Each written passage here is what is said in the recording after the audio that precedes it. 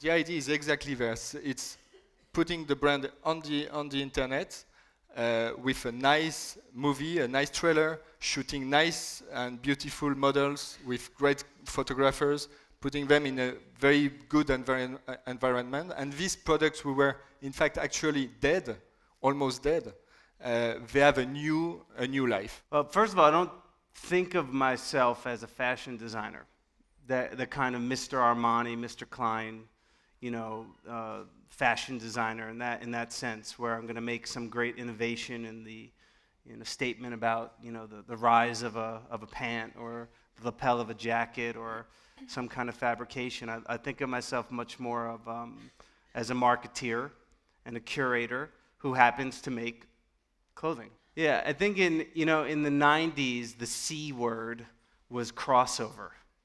You know, today the C word is convergence. You're both publishing print magazines now. It seems so last century, publishing a print magazine. Yeah, well, it's so why do you do it? When you have a real magazine in your hand, like this one, or like Rosebuzz, it's great. You have nice pictures. It's an object, and it's funny to come back to this old thing also. I use the print as a device to satiate celebrities' nostalgia for print, because without it, I might not draw the talent, and either through the agents or the athletes or musicians. They still want to serve their egos and be on the cover of a magazine.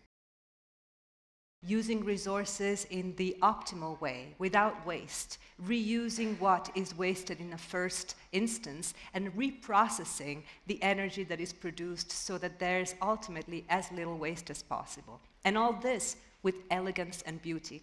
That's what organic design is today. The difference between nature and human invention generally is like this. Nature actually has no purpose. It's not aiming towards anything. It just adapts. So the adaptation of nature is really interesting, but it moves at a glacial speed. You don't see nature evolve, really. And I think design should be in evolution. You can see through it. So you can be naked inside, and nobody can see you. You can see the stars. You can be in there and reconnect with nature. We can't go back to the Middle Ages where we drank beer because it was the only way to make our water hygienic, or to wear, these raggy clothes. I think we should reinvent ourselves. We have history and we have future. From history we can learn, but how do we imagine, how do we develop the future?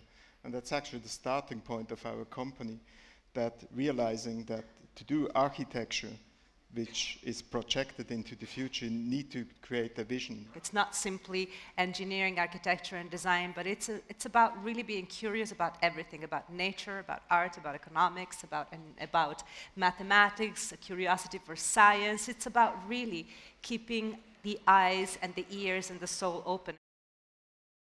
And the question is, why are we talking about simplicity? And it seems like you start talking about simplicity when things get complex. So why are things complex?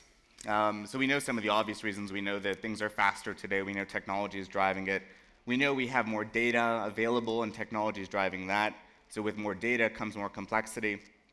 But at the same time, most of us that are trying to solve problems, and whether we're solving problems in business, or we're solving problems in government, or we're solving problems in design, the brain always tries to do out of a complex arrangement of perception the simplest possible interpretation.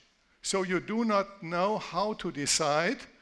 You have some emotions, some feelings, some preferences, and you decide upon those emotions. The disadvantage is, although 70% they are good, the strong disadvantage is you cannot tell the details. You cannot justify your decision. In this book is very interesting. We did a test just a moment ago where you have incredibly detailed photographs of scenes. Where's one of the more detailed ones?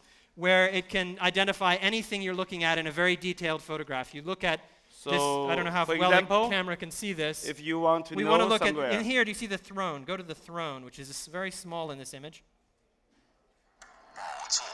This is Chinese, so change to English. The voice is English now. The voice is English. Throne. The throne is popularly called the Golden Throne. Okay, and That's a small piece on the ceiling. This is a golden pillar. In 2007, Dubai completed 2,400 buildings. A fourth of all cranes worldwide are operating in this place. It's probably the largest construction site in the world. Everything what you can see here on this master plan, yellow, is actually still under construction. In particular, Dubai led this kind of modernization process in many ways. And there's no better way to showcase this but by showing 3 photographs being taken during the last 20 years, showing the main road of Dubai in 1990, the Sheikh Zayed Road, in 2005, and in our days. Urban dwelling at the moment is still very present in Europe, but for a projected urban growth, we will see that particularly in India and China, to no surprise, the urbanization of societies will, basically increase at the most. We know that in 20 years, 75% of the human race will live in city dwellings, which obviously also then, has incredible implications for architectural thinking. Slum growth, another opportunity, obviously, or chance and challenge that we must meet. Very different to the Dubai rules of game, but something that basically is driving urbanization quite intensively in the third world.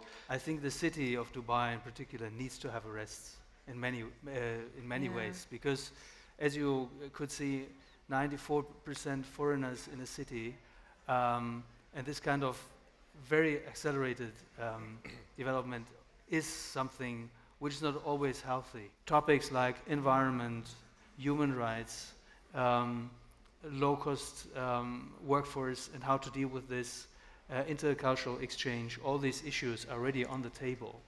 And that's why I think, of course, we still need architects, don't worry. But maybe we need another architecture, and maybe we need also another idea on how to deal with the architecture. The art school of the future, if there's really such a thing, is very much about social context. Starting a school will be this lead by the idea of putting together different worlds. So creative people with science, philosophy, and the business world and law and everything.